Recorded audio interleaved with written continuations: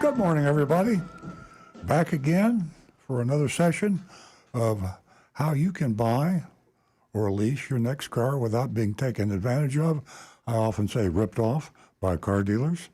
And also how to repair, maintain your car to get it done right, to get it done at a fair price.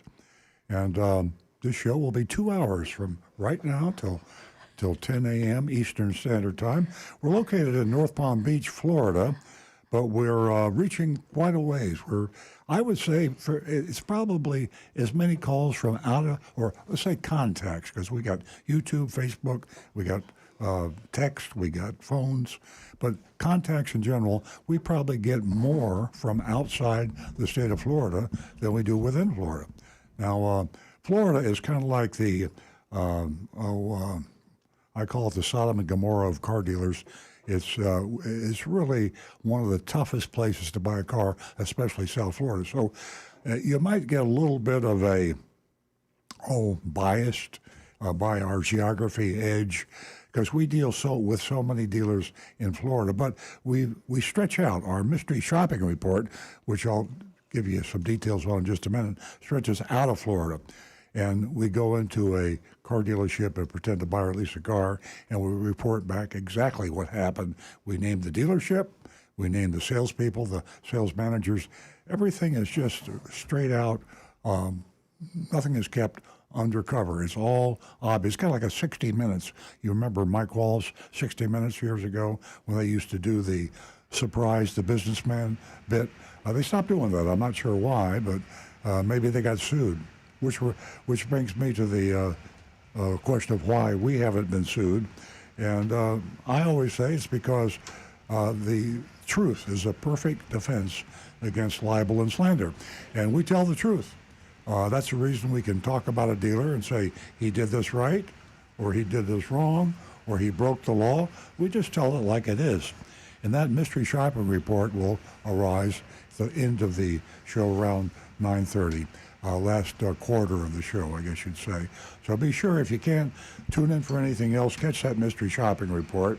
We have a fresh one every week, and we've been doing this for 20 years. So we have a huge archive of mystery shopping reports that you can access at earloncars.com. So that's www.earloncars.com. Now in the studio, we have Rick Kearney, and that was mentioned in my recorded introduction. Rick he knows just about as much about a car as anybody I know, and probably more than anybody you know. And if you want some free information about your car, give us a call, 877-960-9960. Why would you want free information? Because if you go to a car dealership or even an independent repair shop, you have to be careful. Prices are high. We talk about inflation every day. There's also deception, and this is true not just in buying and leasing cars, but it's also in repairing cars. I mean, let's face it. You got a click, you got a smell, you got a rattle. Something worries you about the car. You got some lights coming on. You don't know what's going on. So you take it into a car dealership. He knows what's going on, at least he should. And he has the diagnostic equipment, or at least he should. But all you know is what you see and smell and hear and fear. And you're going to have to take his word for it. That's a dangerous thing to do. So why get ripped off for a repair when maybe it's just something that you could fix yourself or not worry about, or maybe get some guidance on where you should have it repaired? Just check with Rick Kearney right here at Earl on Cars. Now, Rick monitors our YouTube channel, and that is youtube.com/Earl on Cars. And because of what I just described, Rick has a huge following on YouTube. youtube.com/Earl on Cars. Posting there goes directly to him. And so he'll, if he sees your post, he lets us know, and we will defer to your question and help you find out what's wrong with your car. Sometimes it's nothing to worry about at all. Sometimes it's a whole lot to worry about. And then the question of cost becomes critical, and Rick will give you some advice there too. And sitting at my left is Nancy Stewart. She's my co-host, also my spouse. and she's been with us on this show for 20 years and helped co-found the show back when we were just a half an hour show. I think we were on Thursdays, different radio station, but the same studio. The station was sold and bought about 6 or 7 years ago, I guess it is now. And we're now moved our time slot, and we've quadrupled our time for a half an hour to a 2-hour show. We'll be on from 8 a.m. to 10 a.m. Eastern Standard Time. So if you want to call the show, everything's so exciting these days. There's headlines, auto manufacturers, UAW, strikes, electric vehicles. There's so much exciting news. We can all yak about cars for 2 hours ourselves. And I'm a yacker, and I'm going to have to control myself because we'd rather listen to you. We'd rather have you call the show. Our number one preference is that you call us at 877-960-9960. That's 877-960-9960. The reason I say call is because the listeners, and we're streaming, by the way, those are the watchers and listeners. When you hear the voice, you connect better. You can feel the pain, you can feel the happiness, whatever it is, with a human voice. So 877-960-9960. And we will drop what we're doing. If I'm talking, Rick's talking, Nancy's talking, Stu's talking, we'll stop and we'll go to your phone call. We only have 5 lines coming into the radio studio here. And so we don't want you to wait a long time, and we also don't want you to call and get a busy signal. That's embarrassing when that happens. So we've decided to high prioritize telephone calls. If you don't call, you can text us. A lot of fixtures. In fact, most people prefer not to call. That's the reason we hit the calls pretty hard, because it's a little scary being on live radio. We felt that way when we started the show. We don't feel that way now, but this is 772-497-6530. 772-497-6530. My son Stu monitors this. He's not here yet, but he'll be here shortly. Must have run into some traffic on the way to the studio. And then you can text it, and Stu will get the text at area code 772-497-6530. I've given you the YouTube. We also have a Facebook posting, and YouTube's more popular, but hey, Facebook is great. I'm a Facebook person. Nancy is too. I know a lot of people have gone to the other stuff, but YouTube is more popular than Facebook. Facebook.com/Earl on Cars. Facebook.com/Earl on Cars. And we got a whole lot more going on. I'm going to turn the mic over to Nancy Stewart here. As I said, she's a co-founder. She's also a female advocate, and she built our lady listener audience. Female listeners have grown from virtually 0 20 years ago to about half today. And Nancy can take full credit for that. First of all, she's been on the show, and women often like to talk to another woman, and I can see that. And she also has a special offer, something that sounds too good to be true. And remember, you listen to the show and watch it because you know car dealers tell you things that are too good to be true.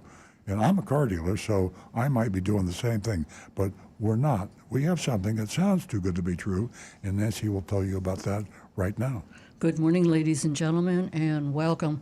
Gee, I'm extra excited today. It has a little to do with the show, but most of all, it is football season, ladies and gentlemen. And I want to give Jonathan a special thank you. That backdrop, I love it. Recognition for the Steelers. So, moving along, $50 for the first 2 new lady callers. Give me a call.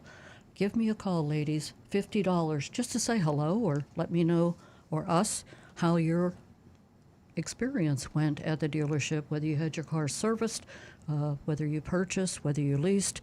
Give us a call at 877-960-9960. And for everyone else, you can text us at 772-497-6530. You know that week in, week out, forever, we have represented Big Dog Ranch. Did you know that Big Dog Ranch is the largest the largest cage-free, no-kill shelter in the United States. They do so much for those fur babies out there. And believe me, there's a whole lot of them. I'm sure if you read the Palm Beach Post the other day, these locations are just covered up with dogs. So you can do your part by adopting. Even you can foster.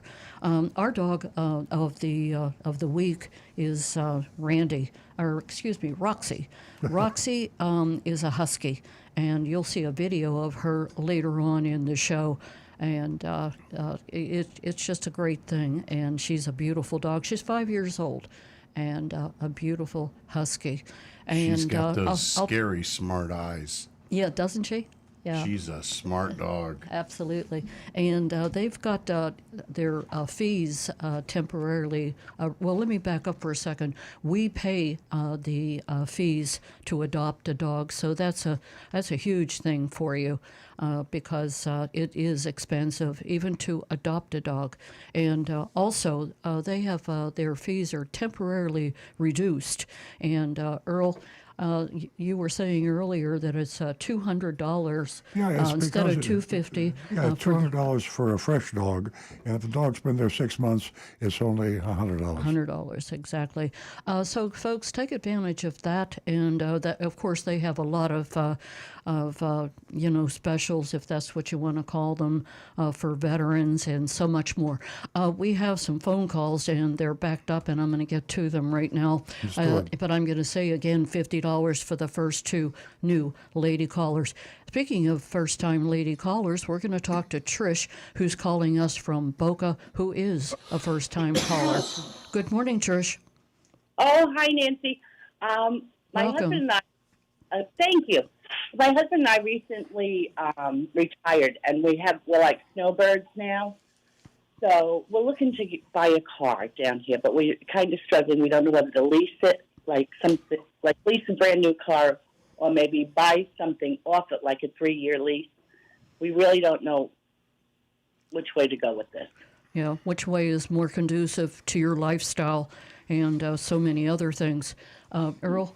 Tricia, you just asked one of the most, I won't say complicated, but one of the most challenging questions.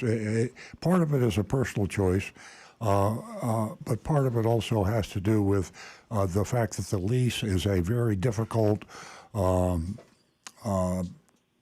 transaction to analyze. A purchase, if you dot your I's, cross your T's, and follow the advice we give you on the show, you can get a pretty good price on a car. Leasing a car becomes a challenge for a lot of reasons. It's complicated, and the more complicated a transaction is, the more easier it is for a dealer to deceive you. That's what I. Go ahead. No, that's exactly why we're struggling with this. Yeah, I agree. It's for example, in electric vehicles today, leasing is generally the preferred way to go because of the tax credits that you get from the government, because they're trying to encourage people to buy more electric vehicles, and it can make hundreds of dollars per month difference in your lease payment. But again, which electric vehicles do qualify and which don't are something that you have to study. And there's a lot of decisions that are in a state of flux with the government right now. For example, the government right now is going to authorize dealers to accept to take the tax credit and pass it along to the customer if they so choose, if it's a commercial transaction. My advice to you is generally, rule of thumb, is to buy versus lease, for the simple reason that there's less a chance of you being tricked in any way. Right. Also, a good used car, in my opinion, if you buy a car, you can't lease a used car. You get a late model used car and buy it would be, to me, the ideal way to go. But go through the process to choose the car. That's equally important. You want to be sure you get the right car. Check with Consumer Reports. Use your own you have friends that drive cars, you read about cars. Find the car that is right for you, and then once you have that, narrow it down to the specific options, equipment, and color, and then shop that car as if you were going to buy it. Go through that procedure, and mentally, you've bought the car. Now that you've mentally bought the car, then is the time to explore the lease options, and that way, worst case scenario, you can fall back on the lease if you are able to get a break, for example, a tax credit. And I know I didn't give you a clear answer, but there isn't a clear answer in today's world about leasing versus buying, especially with the electric vehicle thing happening right now. Why don't you go through step one and get the exact car you want to buy, and then maybe you can call me or you can call the show back at another time, and you could have shopped around and gotten purchase bids from your dealers, and then the question of lease versus buy, we could help you with that at that time. I will definitely do that. Thank you so much. Well, thank you, Trish, for the call. Trish, this is Nancy. Also, as Earl mentioned about Consumer Report, boy, I can't say enough about them. Earl and I truly believe in them. But as Earl said, narrowing down what you need, what is conducive, to you and your family. Right. I'm not sure whether you have children or, so there's a lot of variables to take into consideration. And for some, leasing is a great way to go. And for some, it isn't. You have to take into consideration, what you're going to pay per mile and so many other things. But in the October edition of Consumer Report, you'll find the safest cars, and in the previous Consumer Reports, there's you can go to the used. Are you looking for used or new? We were laying it out. We are open to both. Okay, great. So there's a lot of information you can look up. You can take a look at Consumer Reports used car and most reliable for 2023. But the new cars, there's more information in the Consumer Report. Also, I'll end this conversation with thanking you for helping us build this platform for the female out there. She is, we're big. We're huge in the auto industry. We really carry the auto industry financially. Thank you for helping me build this platform. And if you stay on the line, you can talk to Jeremy in our control room, and you can win yourself. Or you can give him your information. He'll give it to me, and I'll get that check out to you. Oh, thank you so much, Nancy. Have a great weekend. All right, you too. 877-960-9960, or you can text us at 772-497-6530. Don't forget your anonymousfeedback.com. We're going to go to Bob in Lake Park. For everyone else, please hold on. I'll get right with you.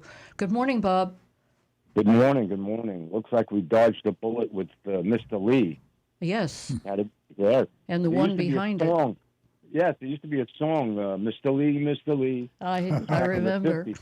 Well, it looks like your competitor, Terry Tyler, his business model must be awful successful. He just bought a $76 million mansion in Aspen. Oh. Wow. So Nice. I imagine the way he's doing business, even though he really rips everybody off, he's making a lot of money. That guy. Well, he's do you know where he got his nest egg, where he got started? He sued Mercedes about 30 or 40 years ago and got punitive damages here in Florida, treble damages, and it was a couple $100 million. So he started out with a nice little nest egg and built it. But I have to agree with it. He's the largest privately owned dealership group in the United States, probably the world. Oh. So I see BMW is no longer going to charge their customers to heat their seats. Oh. They decided to drop that. Well, great. They're not going to charge them. So you can get your seat heated and you don't have to pay for it. even though Okay. you already paid for it when you bought the car. What's next? I don't know. But I did see something about Big Dog Ranch. I had called you a couple of weeks ago and told you about the situation at the county animal shelter. Yeah, terrible. And and they're starting to put dogs down because they're over capacity by a big number. And I think they just decided that for some retribution against Big Dog Ranch because they found out the Big Dog Ranch went out of state and purchased hundreds of dogs from some puppy mill. And they are very angry because their feeling is, the county's feeling is, that Big Dog Ranch, if they're going to, do what they do, and they do a wonderful job, that they should be doing more for the dogs that are in the county and not be going out of state to bring dogs back in. Yeah. This is the county's perspective. Well, And Bob, they hit them with a big number, a big fine. Bob, did Yeah. you see the article that was in the Palm Beach Post about what you're talking about? And I saw it somewhere. I don't really read the Post anymore, but I did see it. Yeah. I think it was on TV. They might have had it on the local news. Yeah. I Bob, remember where I saw it. I'm going to ask you this question. We were at a Big Dog Ranch recently, and I mentioned you because you had called and you were talking about the veterans. Were you not? Not really. No, it was somebody else. It was someone else. Okay, I One wanted of to your try to other narrow callers. it down because I'm trying to find the past show for Big Dog Ranch. Okay, sorry to interrupt you. Go ahead. Bob, let me just say one thing on behalf of Big Dog Ranch. I don't like it when politics and regional preferences creep into something like a dog's life. And Big Dog Ranch has been criticized before for bringing dogs in from out of state, in fact, out of the country. They bring dogs in from China and Puerto Rico. Now, Puerto Rico is part of the United States, but it's out of the country, out of the continental United States. And any place there's a situation where dogs' lives are being threatened, Big Dog Ranch considers it their duty and their privilege to be able to save dogs' lives. And for me to say, for the Palm Beach County people to be saying that we should, Big Dog Ranch should favor the life of a dog in Palm Beach County over the life of the dog in Alabama or Puerto Rico or North Carolina or any other place, just doesn't make sense. Big Dog Ranch will take any dog anywhere in the world, and they have a huge number of dogs as a consequence. They've saved, I think, probably millions of dogs' lives because they have the wherewithal and they have the contributions from people like you and everybody else that contributes that they can save dogs. But it's small-minded political pettiness for the Palm Beach County people to be criticizing Big Dog Ranch because they will save a dog's life in North Carolina. They also save the dogs' lives in Florida. Anybody that brings a dog in to Big Dog Ranch, they accept. I mean, they have to have a reason. They just can't say take my dog. But they're doing a wonderful job. So I'm glad you mentioned that. I'd forgotten about that issue, but it's bad on the Palm Beach County folks for trying to pick a fight with Big Dog Ranch. Well, I think, I had mentioned to you before about that facility down there on Belvedere. Yeah. And I couldn't understand why the county hasn't really made any, with all the money they take in this county, how much money they take in on taxes, why they never, upgraded that location or got another location, opened up another place somewhere to take in, to increase their capacity. Yeah. And I expressed to you before, I don't have the juice. You have juice. Maybe you should call your county commissioner up here. I think it's Maria Marino, and have a talk with her and find out why they haven't put any money into the animal care and control in the county. Bob, you're absolutely right. I'm gonna do it. Listen, Bob, we got a bunch of people. Waiting, and this is Earl on Cars, not Earl on Dogs. Although we love dogs, so thank you, and I will call. Yeah, Bob, we're going to look into that. Thanks so much for calling us. We do appreciate you. Give us a call again. Thank you. 877-960-9960. Or you can text us at 772-497-6530. Don't forget your anonymous feedback. We're going to go to Lance, and Lance gives us a call every week from Tennessee. Good morning, Lance. What do you have for us today? Good morning, friends. Good morning, Lance. I'm happy to report we've got just a little bit of rain up here in the land of milk and honey. Mm-hmm. But I do have a little tune for you. Oh, boy. And I was hoping. Earl, I wouldn't disappoint you for all the tea in China. If you're walking around and afraid you've been followed and don't know where to go, it could be a UFO, but chances are you might miss Earl Stewart on cars on the radio. Lance, I tell you what, I needed a laugh because the previous caller got me off on a subject that got me angry at the Palm Beach County government here, and I was getting ready to get my blood pressure up, and now I feel happy again, thanks to your song. Well, my family and friends chastise me about calling. They say, "How can those folks stand that?" Everywhere. I said, "Well, they're music aficionados." Well, we need that levity every morning, and please promise you'll keep on calling because we'd love to have you lighten the show up and give us a little smile. Have a great day. You too, my friend. Thanks, Lance. Let's go to Simon. He's giving us a call from Colorado. Ooh. Simon. Oh, Simon. Good morning, Simon. Good morning. Welcome. What's up? Good. I think this will be a question for Rick Ernie. Okay. And the question I have is, I have a 2003 Ram 2500 4x4 5.7 liter V8, and recently I went out of town with it, and I did a lot of previous maintenance on it, to make sure everything went well. But I towed a trailer, and everything was fine until on the way back I was coming into Wyoming, and I was noticing that my vehicle was like shut off, and a red light with looked like a zigzag or like I don't know what it was came on, and I don't know, had to do something with the throttle body or something. But once it shut off and I coasted off to the side, I restarted it and it was fine. But once I hit like 60, 65, it would do it again. It would, it was almost like short circuiting. Do you know what that problem might be? Without being able to know for sure what that light is, I would almost guess maybe you've got a wiring issue. Okay. Maybe your alternator is starting to get a little weak and not producing enough power to be able to run the trailer brakes and the lighting and all that for the trailer. It's a little hard to say without knowing for sure what that warning light was, though.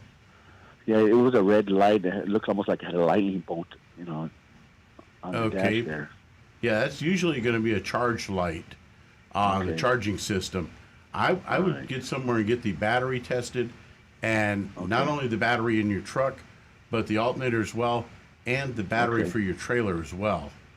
Because if that trailer battery is starting to short out, then you could be drawing too much power to the trailer and could leave your truck's electrical system wanting. It's not getting enough power left in it to be able to run everything properly.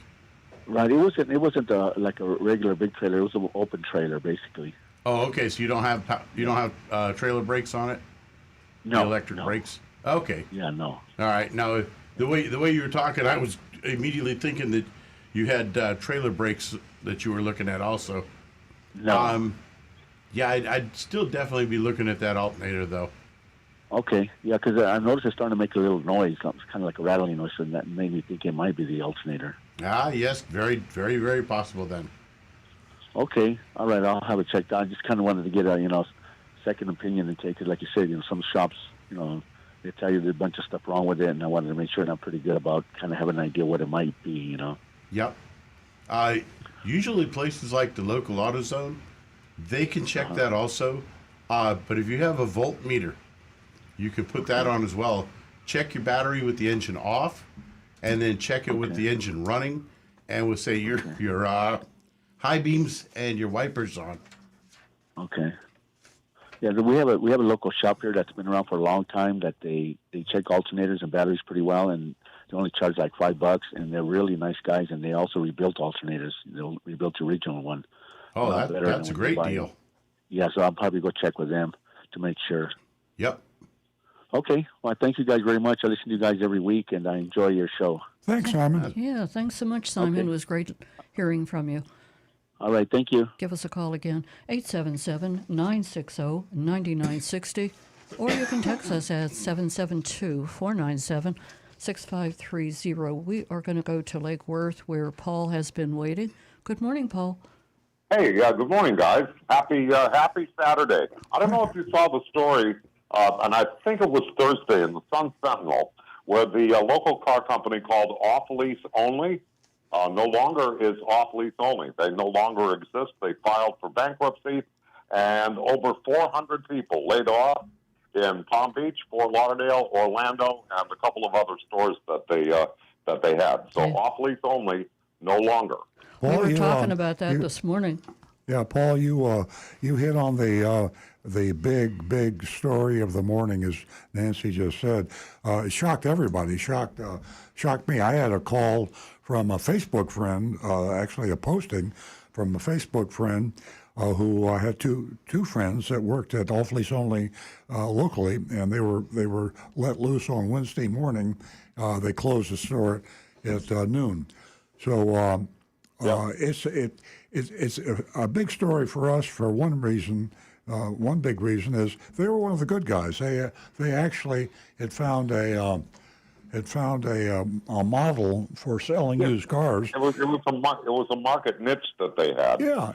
And prices were good, and we also had they sold a lot of accident cars. Yes. Yeah, they did, but they disclosed it. There was no secret. They gave a Carfax report, and the prices were good. We had them on the recommended list, and I was really shocked.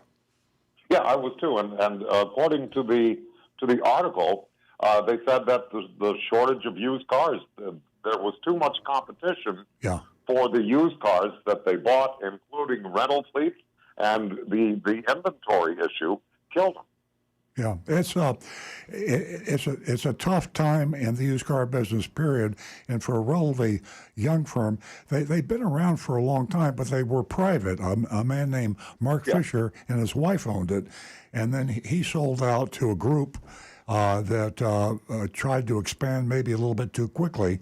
And then you combine that with the COVID issue, and then with a huge car crisis. I mean, they probably had a liquidity issue. They were trying to grow too fast. But I hate to see them go out. They were a good choice for the car buyer looking for a bargain, a used car buyer. Yeah, absolutely. So I just wanted to pass that along. Thanks. Thank you, Paul. Thank you. That's breaking news, and it's a great topic to be aware of. You folks out there who bought cars from Off Lease Only, it's a Chapter 11 bankruptcy, so the court will be controlling the disbursement of the funds. So if you're owed money, you might be a supplier, you might be an employee, you might be a customer, but if Off Lease Only owes you money, there is hope, I think, good hope that you'll get something back. It isn't a Chapter 7 bankruptcy, it's a Chapter 11. That's good news for the debtors, so you'll hopefully get some of your money back. Yeah, hopefully. 877-960-9960, or you can text us at 772-497-6530. If you wish, you can go to youranonymousfeedback.com. Earl will be collecting those this morning and reading those over the air. Also, for the lady out there who's listening, I have $50 for one more new female caller. Give us a call at 877-960-9960 and say hello, or just share your experience in the if you went into the dealership, service, if you looked at leasing, whatever the topic, we'd be glad to speak with you. $50 for that female new caller. We're going to go to Jersey Mike, who gives us a call from West Palm Beach. Welcome, Mike. Thank you for taking my call. Few things. I want to talk about Big Dog Ranch. First of all, I did adopt a dog there. I am a veteran, and they give you a special price even on a veteran. And one thing that people don't know is they'll give you a dog that has been totally taken. Everything's been done properly. They get chipped, they get manicured, they get defleed. They do a perfect job. And Yeah. I've made donations there because I think the veterans group over there, his name is Evan Nader, who takes care of the veterans quarters there, does a great job for those dogs.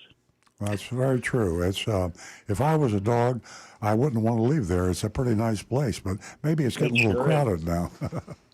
You're absolutely right. A couple of questions on cars. I've got a 1995 Cadillac sedan DeVille, and it was broken into, and they didn't know how to hotwire it, so they broke the steering column, and it cost me a lot of money to get a new whole steering column put in. A total of the column itself and shipping and all that was a few $100, but then they charged me $950 to install it. And now listen to this. They had different programmers come in there to override what's called the VATS, V-A-T-S system, which is the security system that will not allow you to put the car in a different gear other than park, which it's sitting in. Wow. And so this car is non-mobile. I finally got it towed back to my house via AAA, which is a great company. And my problem is when I go to Cadillac in Auto Nation here in West Palm Beach on Congress, they tell me the car's too old. They don't know how to fix it. That doesn't surprise me. We have the same problem. I mean, incredible. I mean, they sold this car, okay? I'm the second owner. This car's only got 83,000 miles on it. Yeah. It originally has the original tickets in the trunk for the manufacturer, from GM. I mean, come on, you can't fix a car? Rick can identify with that. I mean, Rick actually can fix older cars because he's been doing this for 25 years, but he knows some young people in our dealership service department that have no idea what's under the hood of a car that's 1995. They wouldn't know what they were looking at. They're too young. Rick's sitting here shaking his head. Do they have any solution to my problem? Otherwise, the car's going to sit here in my driveway and rot. It won't get stolen. I know that because it's not going anywhere. I'm going to give you one of my standard answers. I would go online for Cadillac clubs in your area, Cadillac forums, and I guarantee you that there are Cadillac owner car clubs in this area. I guarantee it. And somebody out there has got a mechanic that knows how to do that and knows how to side vent those systems, that they can circumvent them and make it work, or even get it back to factory original without any problems. The car clubs are the best way because you've got people that are so fanatical about I know what you're saying, loving those cars. I just belong to the Corvette because I got a Corvette too. But anyway, let me say this here. How come a dealership doesn't know how to fix their car that they sell? It's ridiculous. That's so insane because the older cars, the systems were a little different, but they were much simpler too. He said they sent 3 different people to the place. This is a muffler shop. I'm not going to name the name of the company, but they're an independent agent, so they have ASE mechanics there, which are certified. They couldn't fix it, and they brought 3 different people in there that spent hours trying to override this VAT system, and they couldn't figure it out. Wow. Is there a way to just take it out of the friggin' car and throw it away? They tried to jump it, and everything else, he tells me, and they couldn't achieve, making it work. Hey, Mike, I just Googled your issue, and it's amazing the number of sources that you could contact. And Rick gave you one, the Cadillac clubs.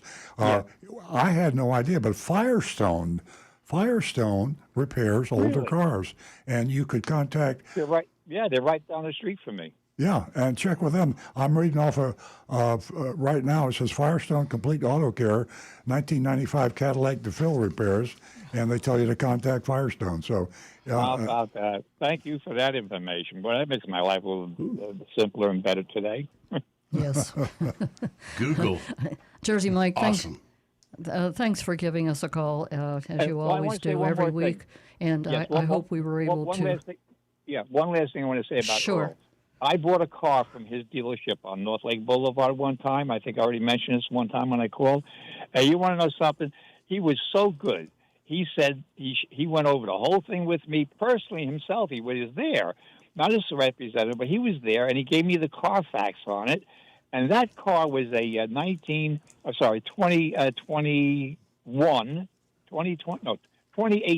That's what it was, a 2018 Hyundai. And I gave it as a wedding present to my daughter's husband. Wow. Oh, And wow. and do you know that car, when I got it with 18,000 miles on it, was one owner, never leased, okay? So I paid top dollar at the time, but I was willing to do that. I never had a problem with that car at all, ever, and they still running it now, and it's got over 60,000 miles on it, and without no repairs at all.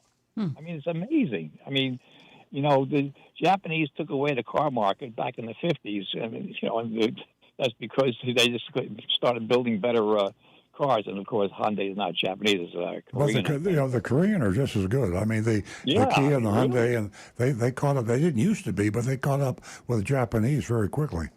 Yes, they did. And I just want to say, Earl, thank you, because you really helped me out in my life there. Well, thank you. I appreciate it. I put a lot of miles on it. And I've never had a problem with it. Not one. The air conditioning system was so good. You could get frostbite. You couldn't put it all the way up. I mean, There you go. And now I got a Cadillac here. We talked about this last time, and you said there's probably actuator problems. This car is so ridiculous. It's a 2014 AST Cadillac. AST, and it originally had cold air coming out of the driver's side, really hot air coming out of the right-hand side, and then now it's switched and it's got hot air coming out of the driver's side and cold air coming out of and there's no. And I have to take it to the mechanic. They don't know what to do with it. Mamma mia. Keep us informed. Let us know what happens, and we look forward to hearing from you next week. Do you have any suggestions as to what I can do about the air conditioning? I'll get off the phone. Again, I would check for a Kia Tech, but first I'd verify to make sure that the AC was charged at the proper level. Because did that. Yeah, that was done. If it's off too high or too low, even by a little bit, that can cause the system to goof up. And if not that, then usually it's the AC controller, Freya? the computer for it. Okay, the AC controller, meaning that's a module itself that it can be replaced, or you have to. Well, it's a module, but what it does is it tells the blend doors where to move to. Oh, okay. So what I'm asking is, do you have to replace the whole computer system in the car, or do you just replace that module system? And that's my usually just that module. Mike, we got to jump off here. We got a bunch of calls. Thanks for knowing, guys. Thank you. Great show. Thanks. Keep it up. The good work. Thanks, Mike. We'll look forward to hearing from you again. 877-960-9960. You can text us at 772-497-6530. We're going to go to another, all-time caller, John, who is our favorite. He calls us from Palm City, always informing us and re-informing us. Good morning. I want to discuss the number one topic of today. This is the United Auto Workers strike, which is scheduled for Thursday, the 14th. Yes. They're so far off, it's not funny. And I'm going to have a question for Earl after I say what's involved. The company is offering 16%. The union wants 40% increase in benefits and wages.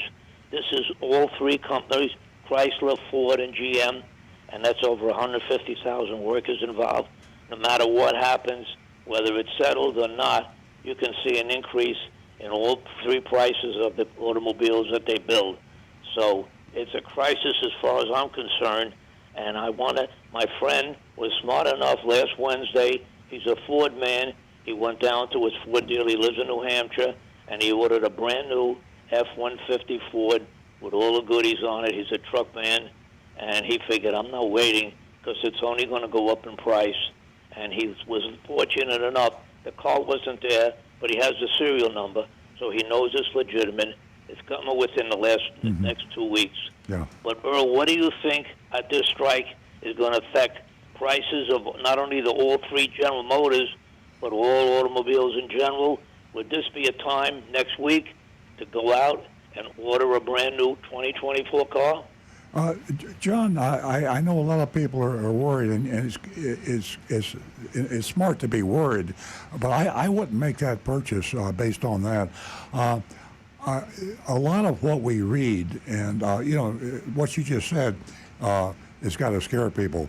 The union wants a 46% increase, and the manufacturers want to give a 16% increase. Now that sounds like impossible.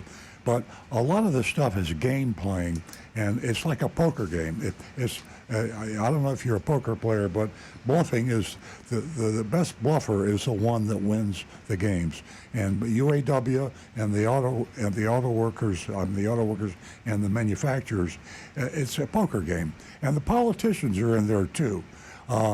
Everybody is saying what their constituents want to hear. The union leaders are telling the workers what they want to hear, and the auto manufacturers are telling the stockholders, and it's a game. No, what really is going to happen is going on behind closed doors with the people that will make the decision. And you'll never know what that is. It's behind closed doors. And what you read and what you see on TV or on social media about the strike is all BS. So my guess, having been through a lot of strikes and a lot of non-strikes, I don't think there's going to be a strike. I wouldn't buy a car based on the strike. I've been wrong before, and I might be wrong about this, but I'd say the odds of a strike are less than 20%.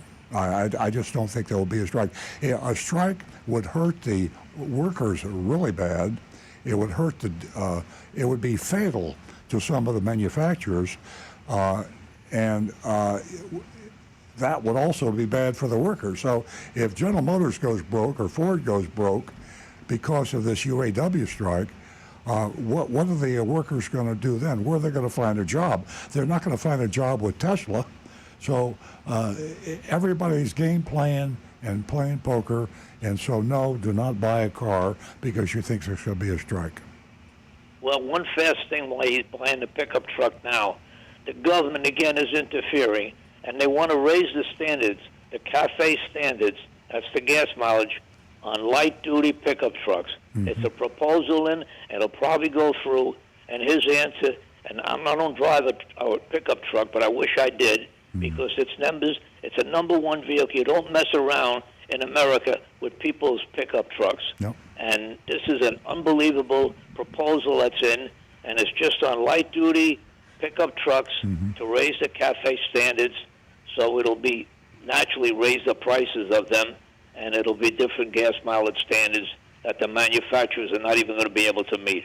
Well, it's all going to push manufacturers to move quicker to electric, and a lot of those people that are buying these pickup trucks, they don't want an electric vehicle. So I agree with you. I just about I could come up with a standard answer. If the government does it, it's wrong. I mean, the government is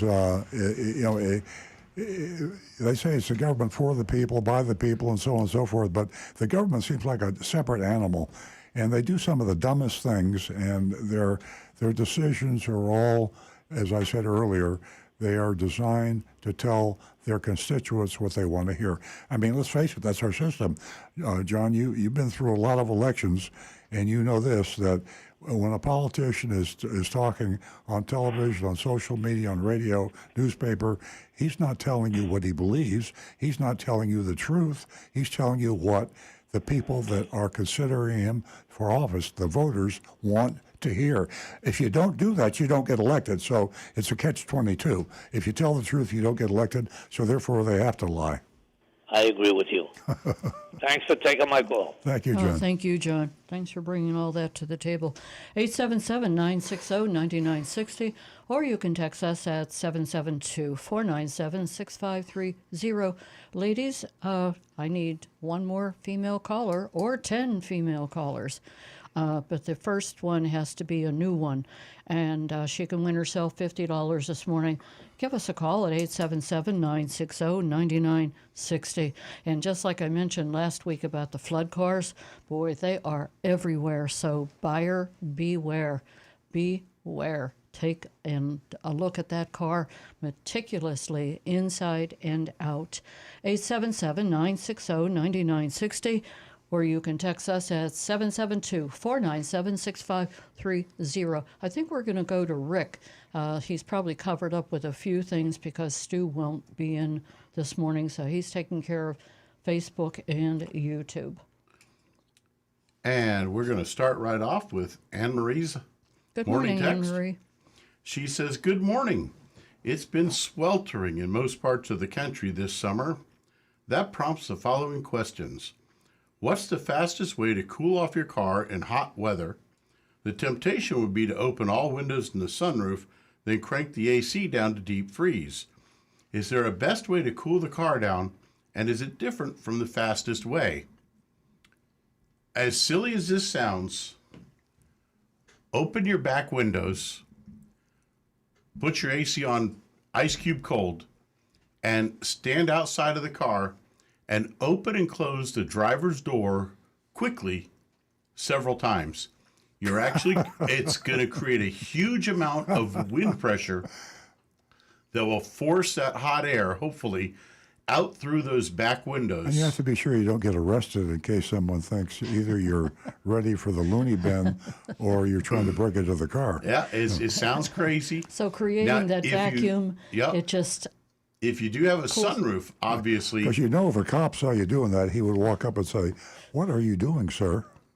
and obviously You that said, "I'm cop, cooling off my car." if that cop has been in South Florida, he's going to know what you're doing before you even get there Oh, is because that he's right? been through it. Okay, well, I didn't know that. So you have to get in the car to start it up, turn Yeah, on the air conditioner, and so then you get out, you open the rear windows, and then you stand and you open and close. The front door a couple of times. Ah, Yeah. okay. And it creates air pressure that pushes that hot air out. Now, if you have a sunroof, open the sunroof and try it through there first. Okay. And it pushes the hot air up, which obviously hot air is going to go up, I'm going to try that. and it'll give you a little advantage I'm gonna try to for getting some of the heat out. Anybody that heard Rick say that, I like a testimonial. Give it a try and call the show. See if it really works. I mean, I don't mean to question you, Rick. You know what you're talking about, but it sounds a little bizarre. And the other easier method, if you don't want to sit and Yes, flap give the us car the doors, easier. drop the back windows or the sunroof, and both if you have it, and put your AC on full cold, high fan, and just start driving. That air will actually suction that hot air out, and the cold air is going to be coming in through the AC vents, so you've got a better chance So of your lowering car the will temperature. cool off faster if you get in the car, turn the AC on high, and actually open the windows, The back windows are the back best. windows, and then the sunroof if you have one. Yep. Wow, that is really cool. And I had no idea. You only need it for about 3 or 4 minutes. Yeah. Now, just even 2 to 3 minutes will be enough to help move that hot air out Yeah. and get some airflow going.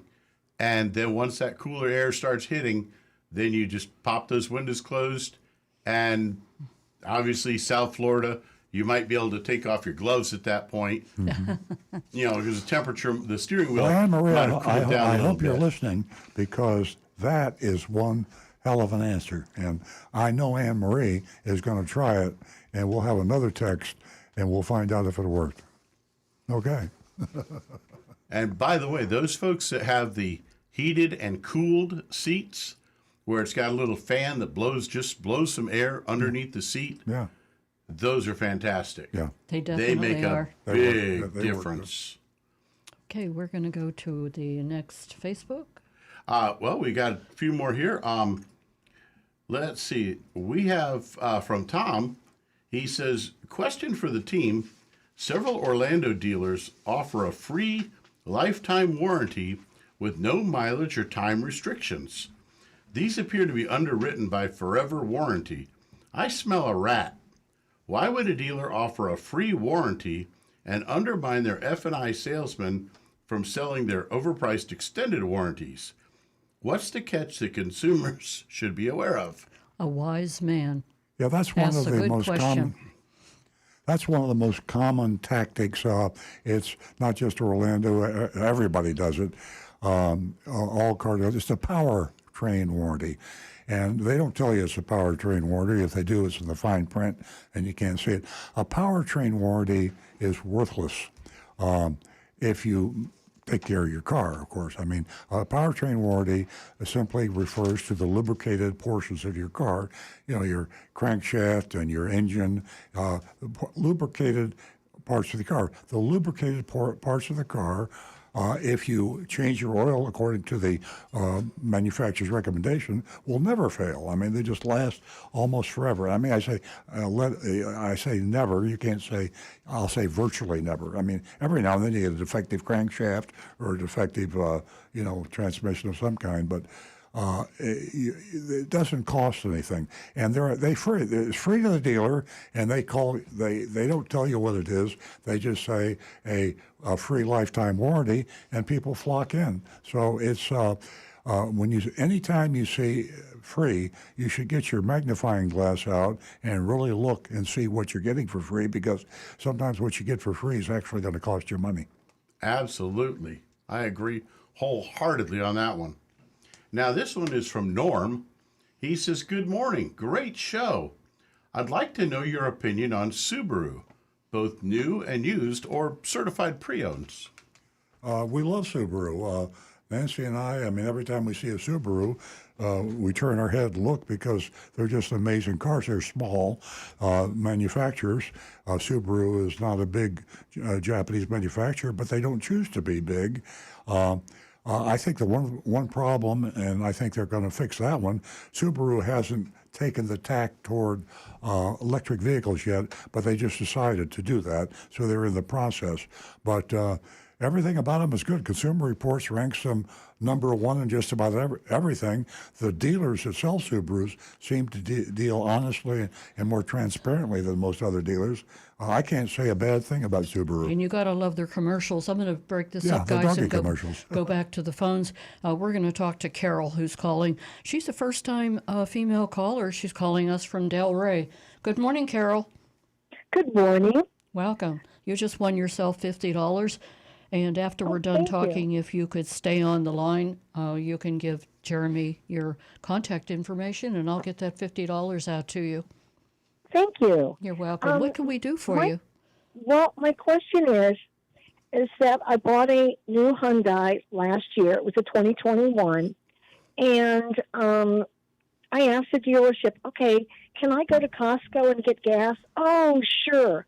But I've had a lot of friends that say, no, you do not want to use cheap gas in your car. It doesn't have anything to do. Gas is gas. It's the additives that are in the gas to clean your car parts or whatever. Is it a good idea to go to Costco, or is it better to go to like Chevron and Mobil? Well, here's my opinion on it. Now, I've been an auto mechanic for almost 30 years now. Okay. And I drive right past the Costco on North Lake Boulevard every morning on my way to work, usually around 6 or 6:15. So that's my spot to go to, because I can get in and out in 5 minutes, and it saves me a fortune on the cost of gas. The price at Costco that I pay for fuel saves me the cost of the membership just on the gasoline. And Right. because it's convenient for me and easy, and I see nothing wrong with their fuel. It runs perfectly in my truck. And I've been running that for 2 years now in my Toyota Tacoma, and it runs perfectly on it. Carol, one other thing is, I would not only recommend the gasoline, but anything that Costco sells. They're the only retailer that I know that has a company policy on markup. They have huge purchasing power. They're not quite as big as Walmart, but they because there are so many Costco stores, warehouses they call them, that their purchasing power is great, and they can buy the products that they retail to you very cheaply. They don't mark up anything over 15%. Now, a typical markup for car dealers mark their parts up at least 40% and usually more. So 15% is a very narrow margin. So when Costco buys their gasoline in great volume from the gas distributors, they are only marking that gasoline up 15%. That's why they can sell it really cheap to you. And Costco is also what's known as a top tier fuel, which means it's the exact same fuel that they're selling to Exxon, to Amco, to Chevron, to it's the same gas. A lot of reasons, Carol, to go to Costco. Save yourself some money. As we all know how much it just costs so much to keep your car on the road. So saving on the fuel is definitely a good idea. Okay. All right. Because I'm not one of these people that's going to trade in my car in 2 years. I keep my cars for 11, 12 years. You sound like an educated consumer. Over the period of time, is it better to use a better gas, or you're saying that Costco is just fine? So I'll go back to going to Costco. Yes, I go there. There's a lot of advantages to it. My car's running fine. Okay. All right. Thanks, Carol. Stay on the line and give Jeremy your contact information. Okay, thank you. Thanks, Carol. Give us a call again and spread the word that the ladies do have a place here, and their voices, we love to hear from them. 877-960-9960, or you can text us at 772-497-6530. We do have your anonymous feedback.com that you can also take advantage of. Earl will get to those in a couple of minutes. We're going to go back to Rick. And I got to say, the YouTube channel is literally blowing up right now with comments about the strike. I'll read through just a couple of these here. We've got let's see, get back to the right part here, because boy, it's been going for a little bit here. Let's see. Donovan Lewis, our buddy Donovan, which I respect his opinion on everything. I got to tell you, he's very intelligent. The UAW president laughed at the latest offer from GM and said it was insulting. I think they're running right to a strike with GM and Stellantis. So that one could get happening. Tom Steckel says, I worry that workers distracted by the strike talk are not 100% focused on their job, meaning possible quality issues coming up in the next several years because of this issue. Donovan says also, this is much bigger than workers at the big three this time. The contracts for Tier 1 and Tier 2 suppliers also expire soon, which are the parts suppliers to the auto manufacturers. Let's see, Johnny Z. Fradley says, in 1977, Ford went on strike. My mother worked at the Avon Lake, Ohio plant, building the Econoline vans. It was devastating financially, as our house was facing foreclosure. She was barely able to sell at the last minute. Steve Mag says, I'm all for auto workers getting more pay and benefits. However, the reality is that the operating profits of the big three are single digit. Could cash in, buy bank CDs, and get the same return. So there is a real situation going with this. If they strike, this could have an effect on our economy all the way around, I think. Well, they know that. It's, like I say, it's a big poker game. Listen, the union officials, the union hierarchy, the union bosses, they're there for one reason, themselves. I know this sounds cynical, but the union leaders don't care about the workers, they care about themselves. True. They make huge money. If you ever check to see what the union bosses earn, they're like car dealers.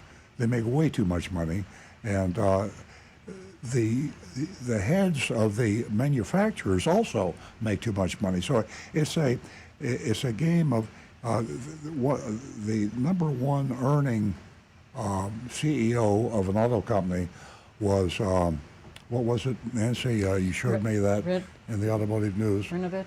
Yeah. Is that what you said? Yeah. Anyway, it was like $54 million. made $54 million last year. Wow. Okay. Now- You're talking about Maria Barra. Yeah, when you see what the top dogs, whether the union leaders or the CEOs of this stirs up the workers, and the whole thing makes for great press, makes for a lot of conversation, just like we're having right now, and it scares everybody.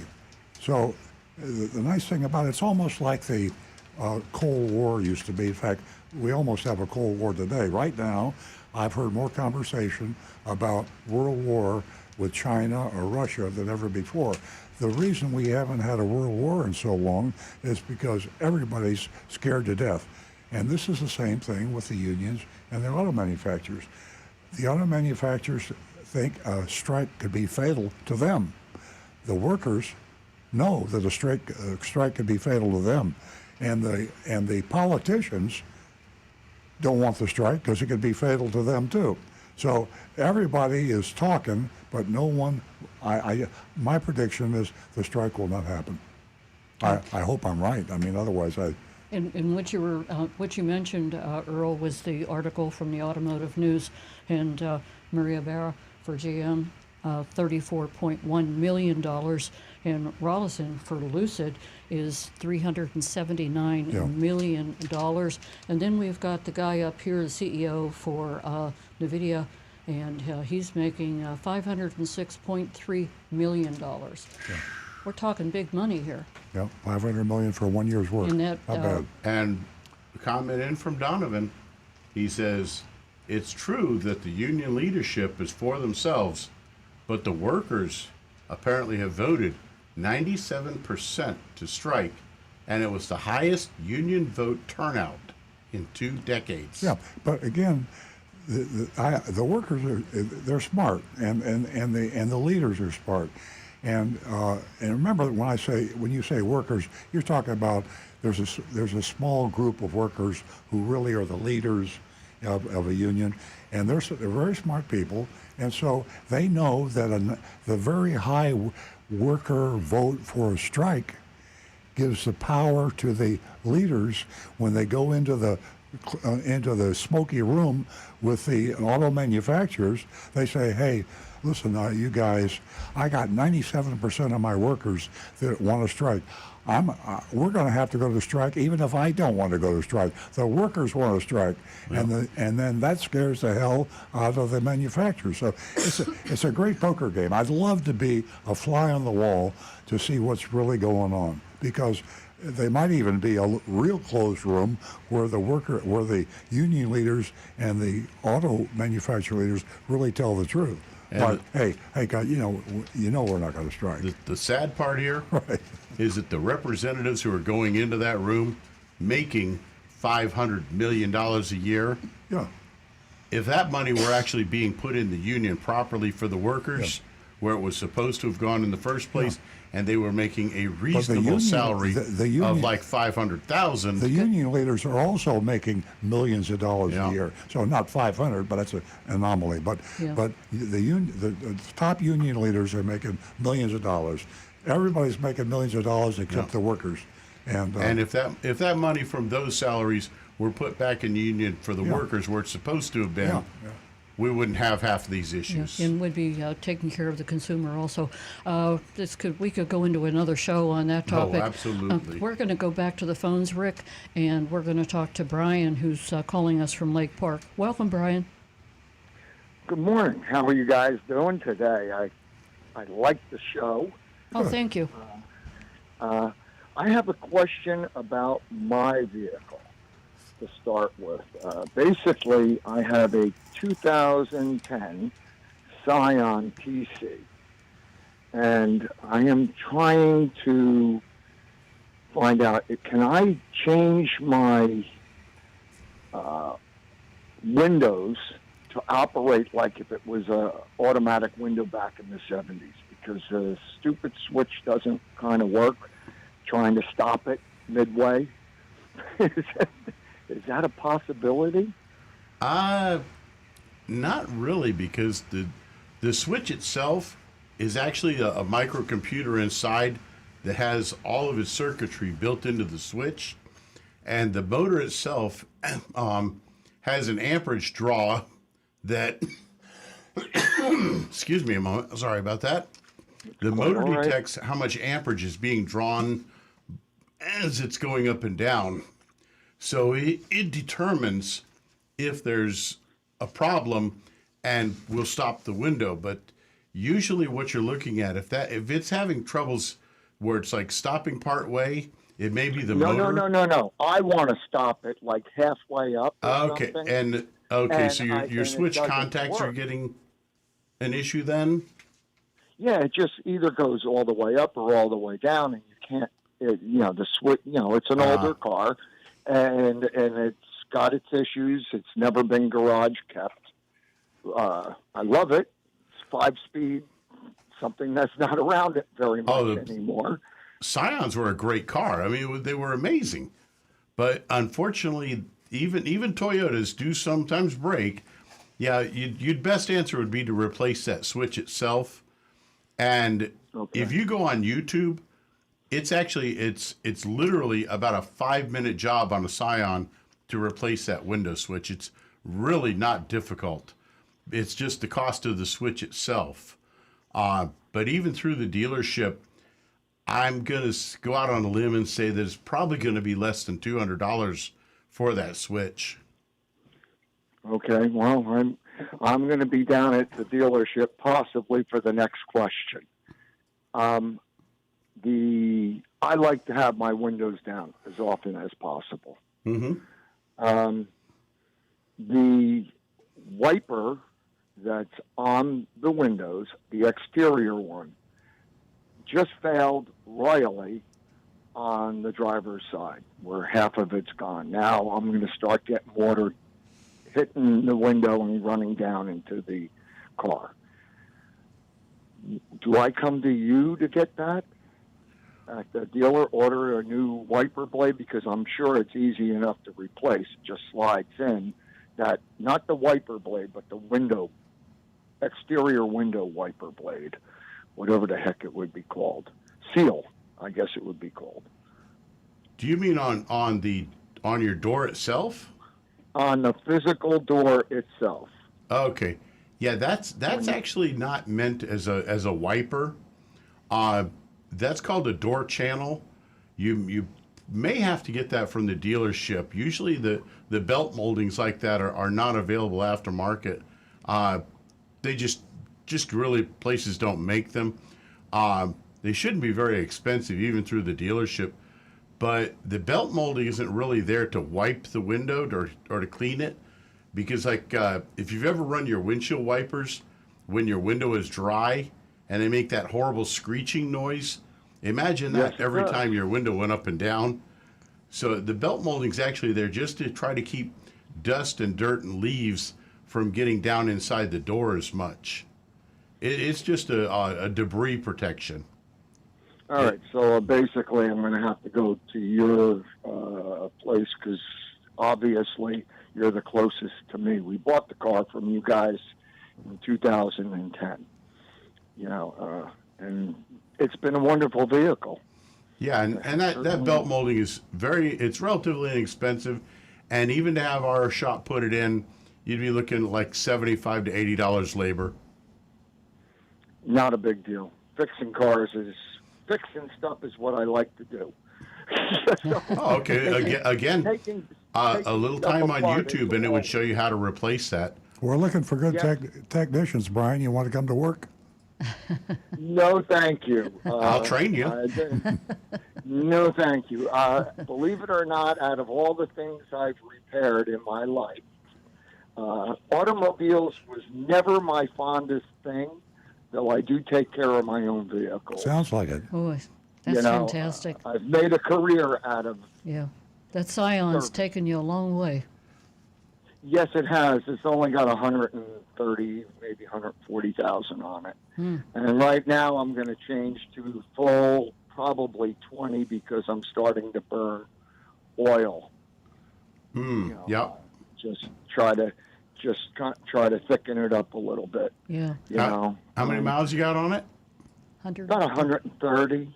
Yeah, so it's getting up there a little bit. Yep. Yeah. Yeah, well, it's all right. It gets me to and from where I want to go when I want to go. Yeah. There you go. Give it a little love. Yeah. Okay, Brian, it was great talking to you. Give us a call again. Let us know how Yeah, that all can turned I out. say one more thing? I was listening to your bit about the union. In my personal opinion and my personal experience, I agree with Earl most likely that this deal has already been solved long before they sat down. And if there's a strike, you can almost guarantee they want the people out for a while, because that's happened to me in my career, and I was never supposed to know that there was going to be a strike, but it was already rectified 6 months before it was even spoken a union atmosphere. Thanks. Thank you for your time, and that's the reason I came to Florida. Get rid of it. Hey, Thank you, Brian. You're a great caller, Brian. Please call again next week. Thank you. All right. Bye-bye. We're going to go to Mark, who's holding from Lake Worth. Good morning, Mark. Welcome. Good morning, all. I have a question for Rick, if I may. A few months ago, I had a front brake job done at a shop that I've been using for several years. They've always done good work for me, and this brake job seemed to work fine. I've had no problems with it. Last week, I had an alignment done at another shop, and that tech took me aside and said, your brake pads are on backwards. I said, what? And he said, yeah, they're marked by the manufacturer, and the word inner is clearly visible from the outside. They should be reversed. Wow. So that can happen, yeah. That can happen. Okay, so my question is, I have not had any problems at all with the brakes, no shaking or rattling or anything like that. I hope I have not done any damage to the rotors. After the visit to the store that did the alignment, I immediately went back to the shop that did the brake job. Very nice manager there, and he said, oh, that's not possible. They don't know what they're talking about. Those only go on one way. They cannot be put on backwards. So apparently you're telling me, yeah, they can. And I double-checked, and yes, you can clearly see the word inner from the outside. So I assume, I'm going to arrange to go back to the shop and have them put the pads on properly.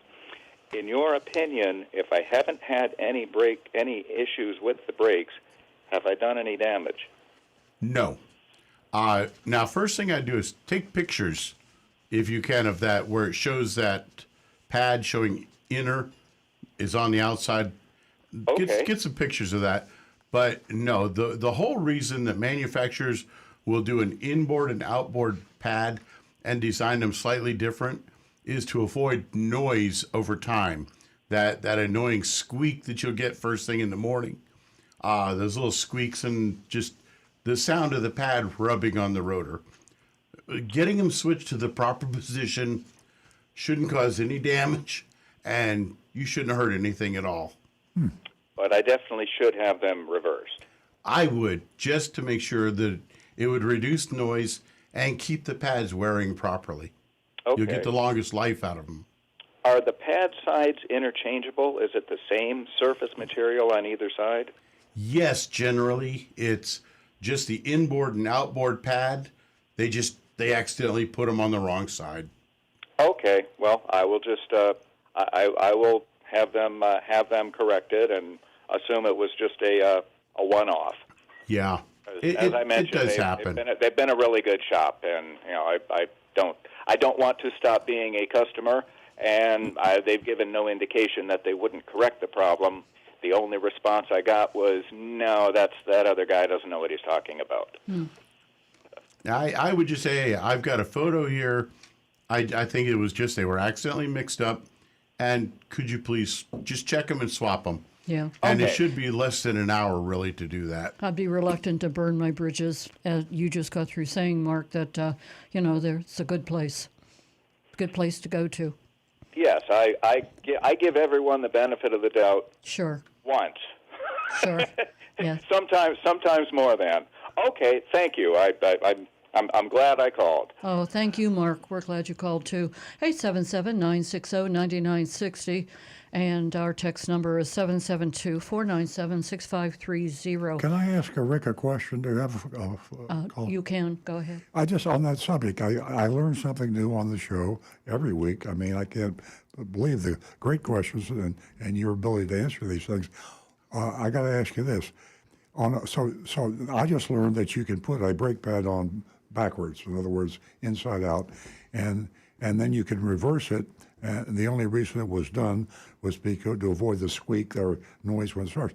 Would there be any advantage to when you had your brakes checked to have the pads reversed just because you've used them for a while and maybe flip them to the other side? Or Not really, Wouldn't no. make any difference? Okay. And because once the pads are seated to the rotor, it's better to leave them there really, because then they're going to wear better.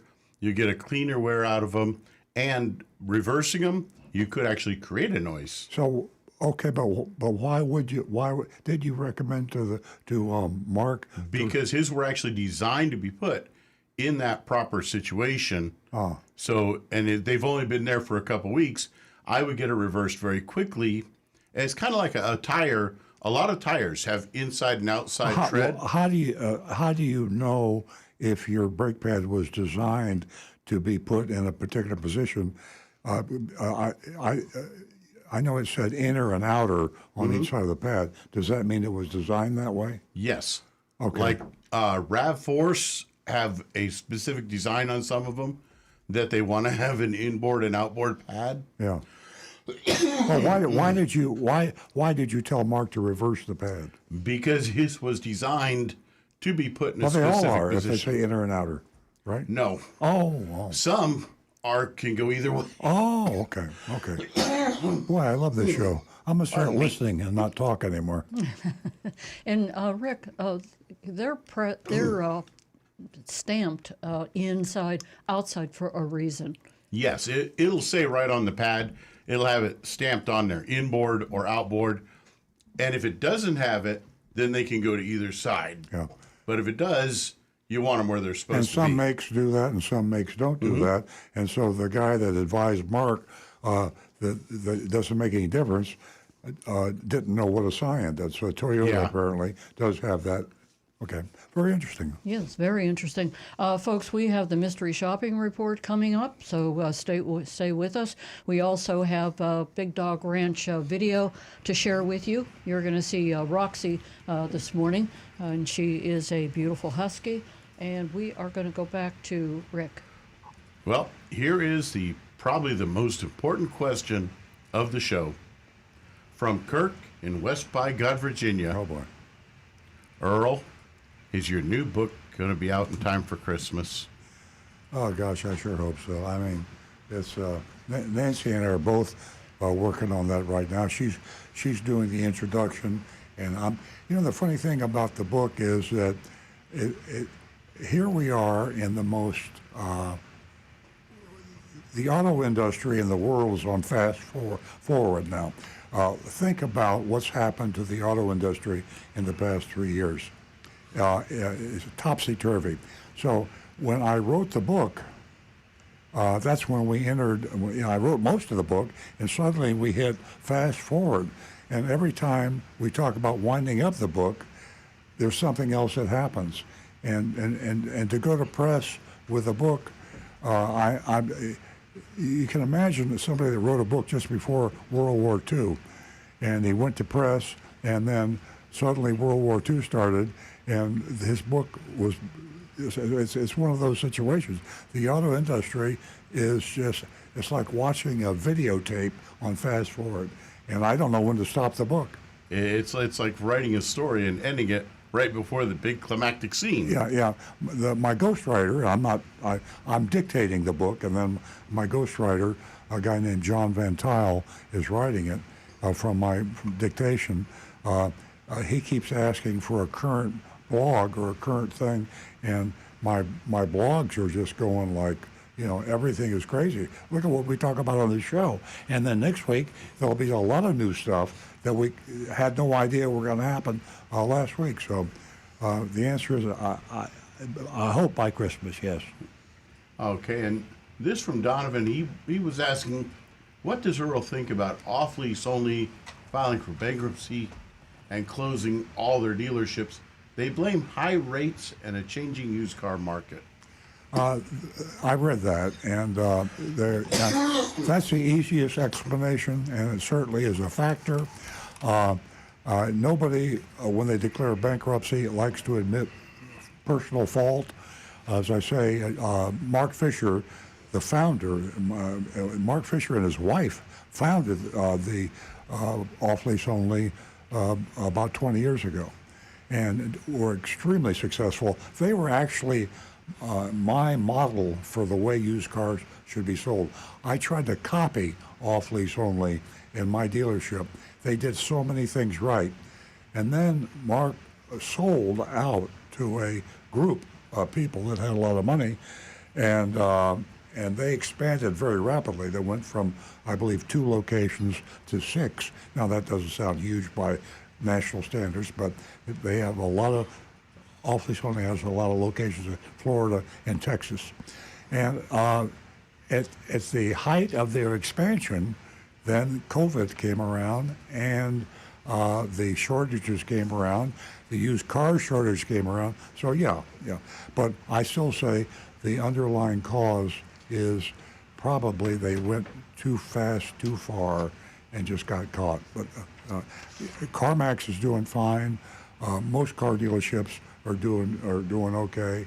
They're not doing great, but they're doing okay. So you got to blame off-lease only. It was management.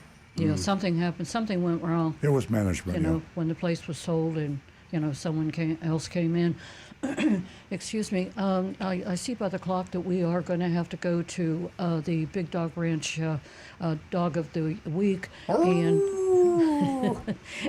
and we're gonna talk about Roxy, and she is 5 years old, and she is a husky, and she's up for adoption. And you can go to Big Dog Ranch.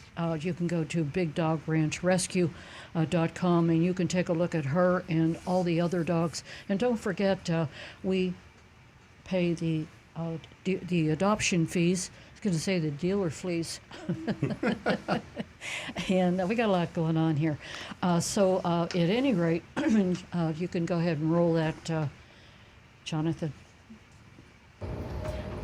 Meet Roxy. She's a 5-year-old husky mix, and she is a very, very sweet and gentle little girl. She's also one of the fluffiest dogs we have here at the ranch, which says a lot. Miss Roxy has a very striking appearance. She's got these beautiful yellow-orange eyes and an incredible coat. And aside from her looks, she is just the most gentle, kind, sweet dog. But she also has her playful side, which we love. She's a water bug. Obviously, it helps her cool off on these hot Florida days. So she would love her future home to maybe have a pool or a nice hose she can play in. She also does great on a leash. She's great with other dogs, and would really make a perfect addition to anyone's home. She doesn't need much other than all the love and attention you could give her. Despite her big size, she makes a good little cuddle bug and couch potato. As you can see, she was so gentle taking that treat right there. But yes, Roxy is just as sweet as can be and would love, love, love to find her forever home. And she will give you all the love, and she hopes to find all the love in return. So if you're interested in meeting this beautiful husky mix, please come see her at the ranch. Give her some love and snuggles and pets, and she'll fall right in love with you. What beautiful Boy, that is a eyes. beautiful You dog. look into those eyes, and Wow. that dog is smart. Honestly. Now that we have all sorts of dogs for the dog of the week, and that is one of the most beautiful dogs I've ever seen. I'm telling you, she's not gonna last long. So No. if you're thinking about adopting a dog, Roxy's going fast. And but we talked about the fees. We're going to pay the fee. The fee has dropped down from $250 it used to be to adopt a dog, but because of the surplus we have of abandoned dogs in this economy situations, all the other things that are happening, the shelters are overflowing, and Big Dog Ranch is taking dogs that were going to be euthanized onto their amazing facilities there in Loxahatchee, Florida, and they have about 500 dogs right now. That's busting the seams of accommodation. So they've cut the adoption fees. If a current dog, instead of $250, if you adopt, it's $200. Of course, we pay the fee for Roxy. And if it's a dog that's been there for 6 months or longer, and we have dogs that have been there for 5 years. So if you pick a dog that's been there 6 months or longer and you pay the fee, it's only $100. So it's a bargain. Just because of the surplus of dogs, and for Roxy, it's free because we're going to pay the fee for Roxy, and I guarantee you, she's going fast. She's a beautiful dog. Absolutely. And some of her specifications is that she is dog friendly. She has energy. It's moderate, and she is good on a leash, and she loves to cuddle. She loves toys. And her size is medium size. But boy, those beautiful eyes, Rick. I'm telling you. So go to Big Dog Ranch Rescue. That's www.bdrr.org, and take a look at Roxy and all the other dogs that are on that website. And Earl and I were out there. I want to tell you, when the weather gets a little cooler, if that's necessary, if that's possible, pardon me, you can go out there and just explore the 33 acres that they have out there. It's just an amazing place with so much to take in. And remember, it is the largest cage-free, no-kill shelter in the United States. And also, you can go to Earl's book or Amazon and purchase his latest book, Confessions of a Recovering Car Dealer.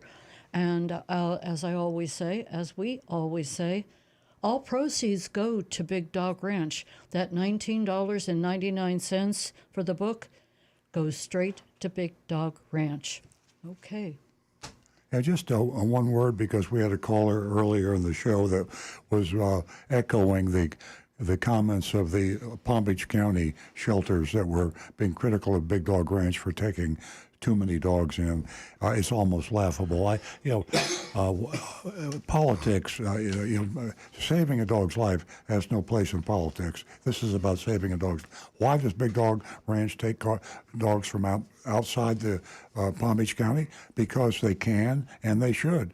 They're saving dogs' lives. They have another shelter in Alabama. They take dogs from all over the world because they try to save dogs' lives, and they have the wherewithal. You go to a shelter and take a visit out to Loxahatchee Groves. It's a long drive out Okeechobee Boulevard if you're local, but drive out to Big Dog Ranch Rescue, and you will see the investment and the caring that Big Dog Ranch has. Lori Simmons, the founder, she's got a one-way pass to heaven when she passes away because she is an angel when it comes to taking care of dogs. But you go out there, they actually have a puppy town. They have a town of homes just for puppies. They have a maternity ward for when they take when they take a dog in that's pregnant. They put the mama dog into the maternity room. The mama dog has the puppies, and they move the puppies into Puppy Town. They have a a beautiful home. It's got to be 4 or 5 bedrooms. A home that they put the dogs in to accommodate them in their transition from being abandoned by their owners or whatever reason, and how to learn to scratch at the door when they have to go out, and how to learn to behave inside of a home. They have a quarantine center, so when dogs come in, For 2 weeks, they observe them to see if there's any problems before they put them into their veterinarian thing. They have 3 vets that take care of the dogs.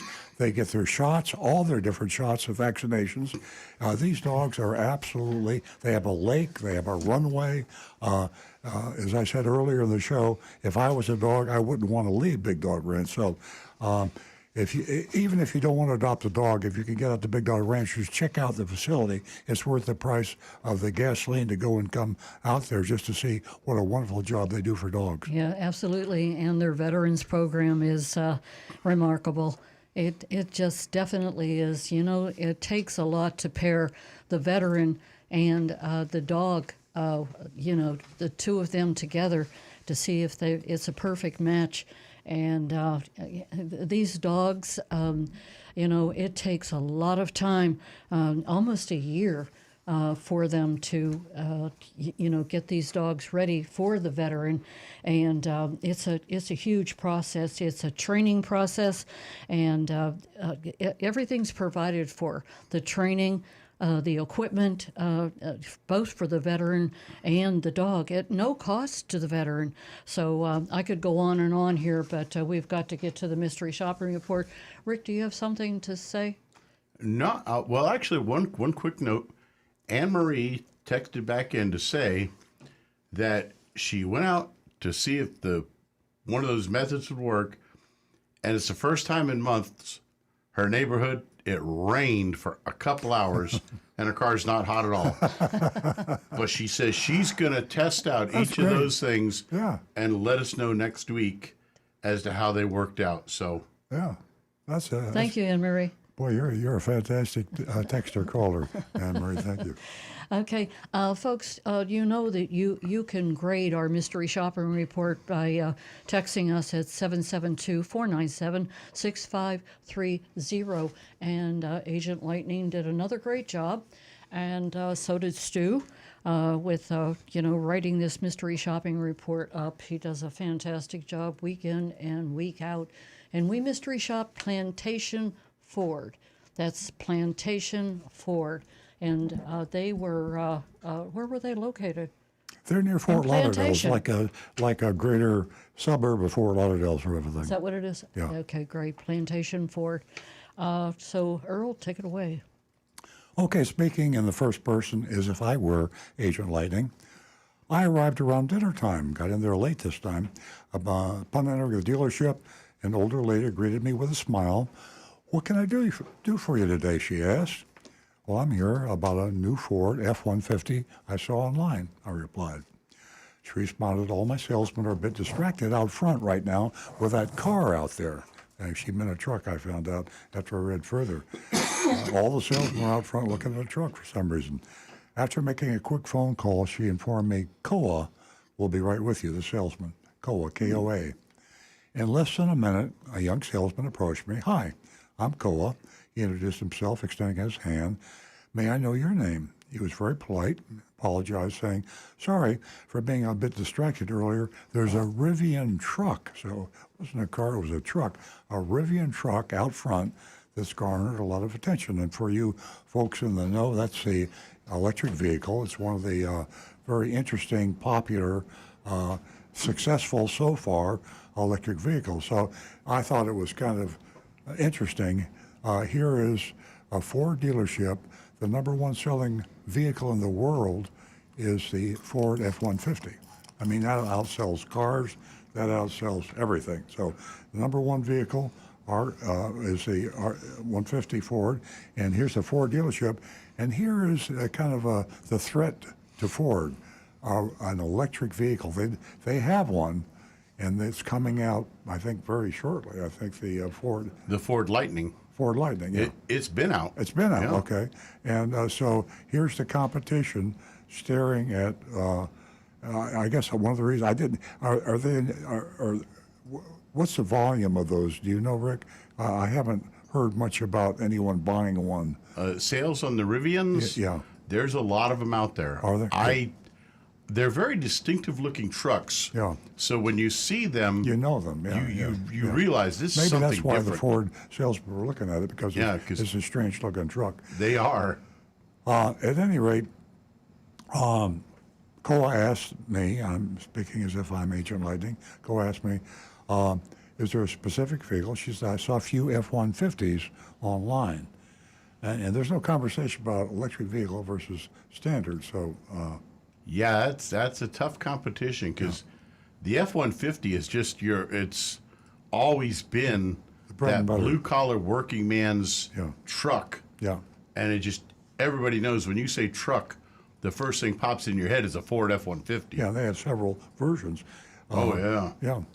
Anyway, Cole, the salesman, says, why don't we head out on the lot and you can see what we have in stock. As we walked outside, Cole led me to a locked area, accessing it with a key card from his wallet. Upon seeing a particular vehicle, I remarked, I really like the looks of this one. With the doors open, Cole briefed me about the Lariat, L-A-R-I-A-T, like a rope. Is that a good one? That's one of their higher trim levels. Yeah. Lots of bells and whistles, really nice fit and finish, good trim. Ah. Yeah. I lightheartedly mentioned, looks like I have expensive taste. The MSRP was $75,390. Now, in case there's any question about things moving fast, I mean, I think of an F-150 as a basic work truck. This isn't a work truck. $75,390 for a truck, and that's with no addendum. So a positive plus for Plantation Ford, just the MSRP. It was on the window, which is a good sign. We see too many dealers that don't put the MSRP on the windows. That's a federal law violation. And there's no addendum sticker. So here we go. Cole blurted out, it's almost the same truck I own. Oh, sales must be good for Koa, because Lariat, just informed by Rick, is an upscale F-150, and he says this is one trim level down from the one that Koa has. Ooh. So $75,000 truck. Sales are good. We embarked on a short test drive around Plantation, that's near Fort Lauderdale, Florida, as I said earlier, hindered slightly by the rush hour traffic. Once we returned, he inquired, do you have any other questions? What do you think about the truck? I really like it, I admitted. I'd like to know more about the incentives and financing available. Inside the dealership, Cole wrote down my information, entered it into their system. He then questioned, will you be financing or leasing?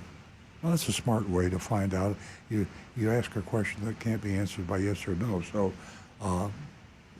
they want to know, for obvious reasons, if you're financing, a car dealer will maybe take it a little bit easier for you on the price. Why? Because if they know they're financing your car, they can make a lot of money on the financing. They actually make, typically, not today, but typically before COVID, they're going to make over $2,000 on the financing on every vehicle. So that's in their pocket. So now they know they have that, they might cut you a little slack in negotiating on. So it's a qualifying question that he asked very cleverly, and I replied, I'm financing, preferably the longest term available, with $10,000 to $20,000 down. So, in negotiation terms, that puts Agent Lightning in a better position. Cole nodded, saying, perfect, a better position because she knows what she's doing, and the salesman's going to loosen up a little on the pricing. Cole nodded, saying, perfect, excused himself to consult with the sales manager. Now we're getting into the back and forth, the old school. Upon returning, he presented me with a sales worksheet. Top line was MSRP, sticker price, Maroni label price, $75,390. Then a $1,000 Ford rebate came off. So it doesn't sound too big, does it, when you're talking $75,000 sticker, but $1,000 is $1,000, making the price $74,390. All the fees were conveniently totaled up. That was $1,955. Included in that, $899 pre-delivery service. That's a junk fee, and we use the term junk fee because dealer fee is confusing, and a junk fee is profit to the dealer. So $899. They don't say profit to the dealer; they say pre-delivery service, hopefully to confuse you. And then there's a $499 license fee. That may or may not be legitimate. Sounds about legitimate to me. And here's a phony baloney. Here's a junk fee, $299 electronic filing fee.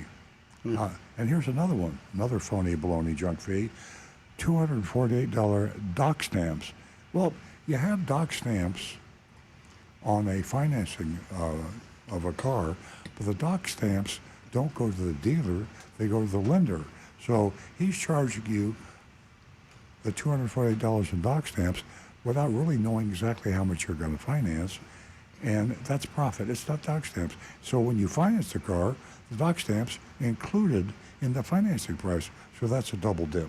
Doc stamps really, it makes me mad when they use the term electronic filing fee. That's BS, but it's still, it's a name they made up. Doc fee is a real name, it's a real charge, and it's not the charge that they're charging you, it's profit. So, and of course, then there's $18 and $50 in additional fees. That may or may not be legitimate. Adds up to be $1,346 in extra fees. After taxes were added, my out-the-door price was $80,990. $80,000, call it $81,000 for a Ford F-150. Wow. Doa asked me, how soon are you going to buy? To be honest, no sooner than this weekend, if I could convince my husband. I replied with a smile. He's not with me today, and that means nothing's happening. He continued, do you have a specific price in mind? I miss the prices. I said, I miss the prices when prices were a bit closer to MSRP out the door. He laughed. Here we go, setting me up for a return. He laughed, reassuring me, when you're ready, I'm confident my manager can offer a better deal. I'm sure you and your husband will get on the same page. I thanked him, promising to be in touch. As I left, Goa handed me his business card expressing his gratitude for my visit. So it's just like I always say, only in car dealerships will you not get a price unless you buy that day. Think about it.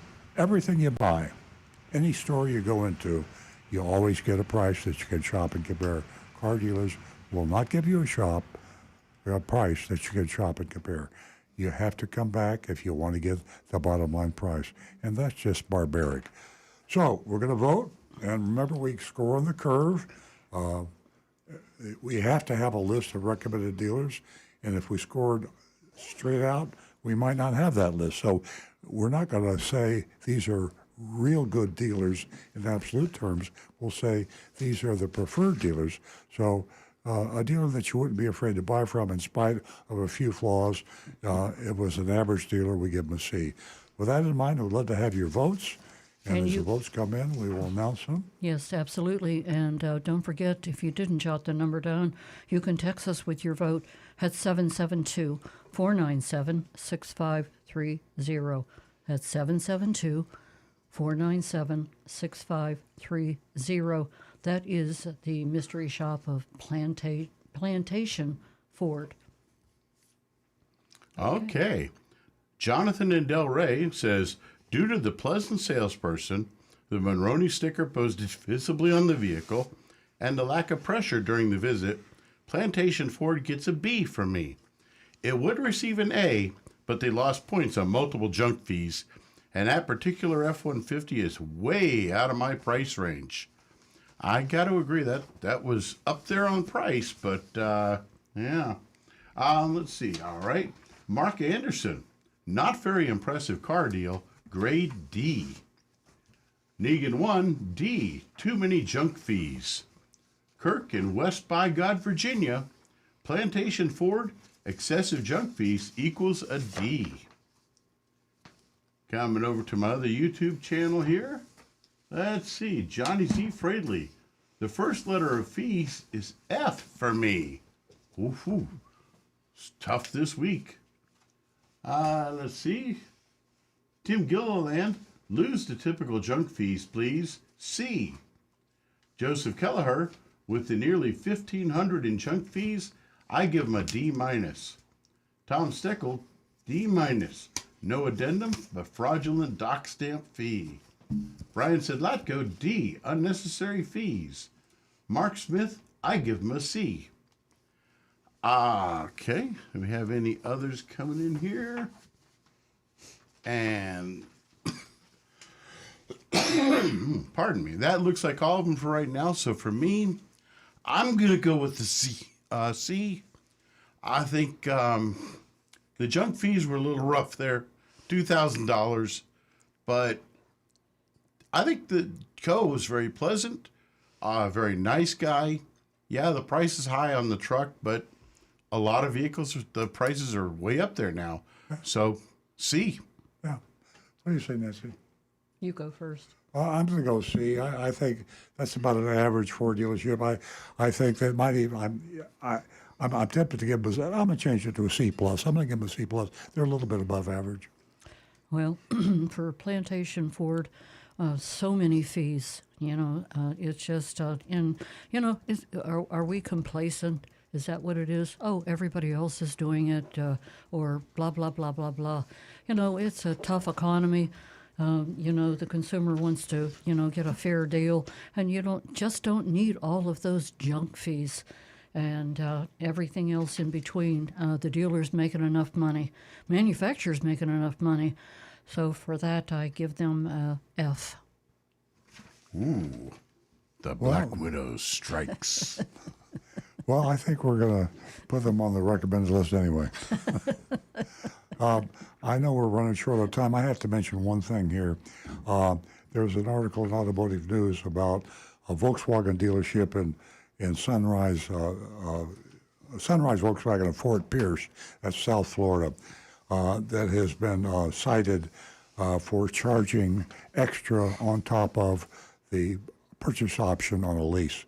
And we've been talking about this scam on this show for over a year, probably 2 years.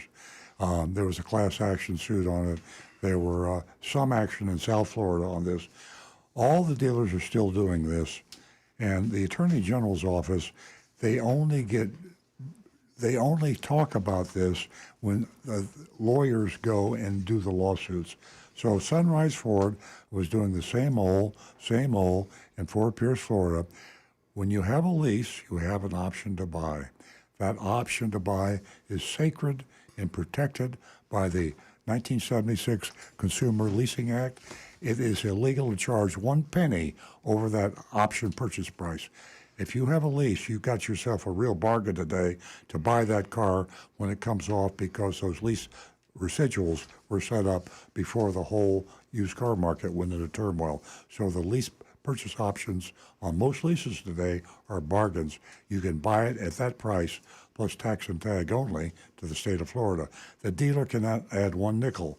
And now Sunrise Ford totally ignored that and was doing it in Fort Pierce. And they were finally, because of the attorneys, were nailed, and the Attorney General finally paid attention to it.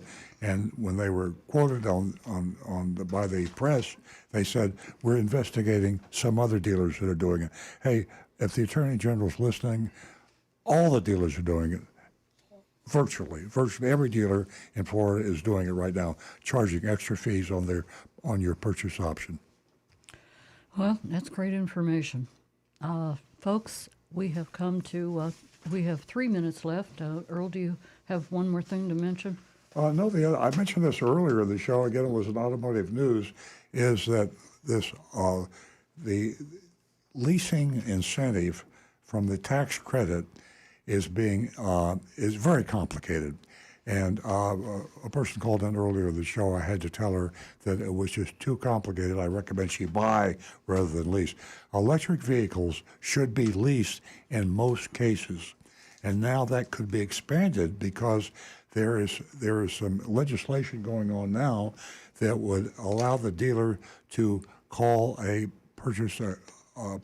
lease a commercial lease, which would also qualify for the tax credit. If you're going to lease a car, be sure you consider the tax credit and get all the information. You might even want to ask an attorney about it because it's too complicated for the average purchaser to figure out. Great information. Folks, we hope that you enjoyed the show as much as we did. And thank you, everyone. I always say you are an important part of the show. Also, thanks again to Jonathan for the backdrop. I love it. Go Steelers. Everyone, have a great weekend, and thank you for joining us. Stay tuned next week, same time, 8 a.m. Saturday morning.